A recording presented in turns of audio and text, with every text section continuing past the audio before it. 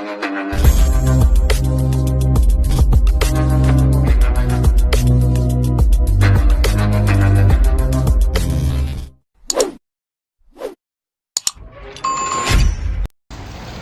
guys, ito kabababa ko lang ng bus.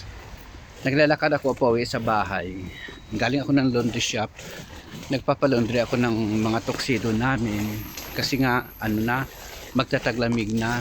Ito nga makapal na yung jacket ko kasi kanina umuulan. Kaya yung dinala kong jacket, yung may hood na para nakahanda na ako pag umuulan, may pantakip ako sa ulo ko. Kasi pag sa yung mga tuxedo namin, kaya sa may laundry shop namin dinadala. Kasi pag sa bahay lang kasi, ordinary yung machine lang doon, naghihimulmul siya, kaya kailangan sa laundry shop talaga maganda yung maganda yung laban niya. At saka nakaplansya na rin, hindi ka na magpagod magplansya pa. Ito naglalakad ako, malapit lang naman ang bahay namin sa bus station, pero hindi naman ako nagmamadali kasi tapos naman ako sa trabaho. Malamig ngayon kasi umuulan. Kanina habang hinihintay ko yung pinapalundry ko, nag-coffee ako doon. Nag-coffee ako tapos may kwasong ito tawag. Yan kasi ang uso naman dito, kwasong. Tapos black coffee.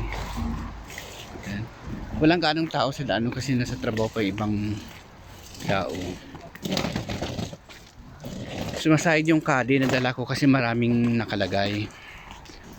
Kahit naglaba ako, namalingki ako habang hinihintay ko rin kanina. After ko magkape, namalingki ako kasi wala na rin kaming stock sa bahay. Kagabi kasi na lang yung binuksan namin, yung dilata na lang kasi nga hindi na kami nakapagluto at sa gabi na rin kami umuwi. Tinamad na rin mag-order kasi gabi na eh. Lagi kasi pag wala, nag-order kami. Pero kagabi hindi na kami nag-order kasi gabi na. Anong oras na yung kagabi? Alas 11 na yata ng gabi. Kaya hindi na kami nag-order. Kaya binuksan na lang namin ang dilata doon. Yun na lang kinain namin. At least sold na yung hapunan namin. At papaano.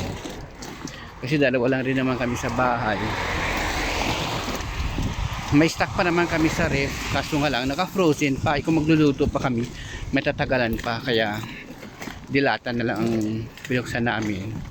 At least nakakain kami ng maaga. Thank you guys.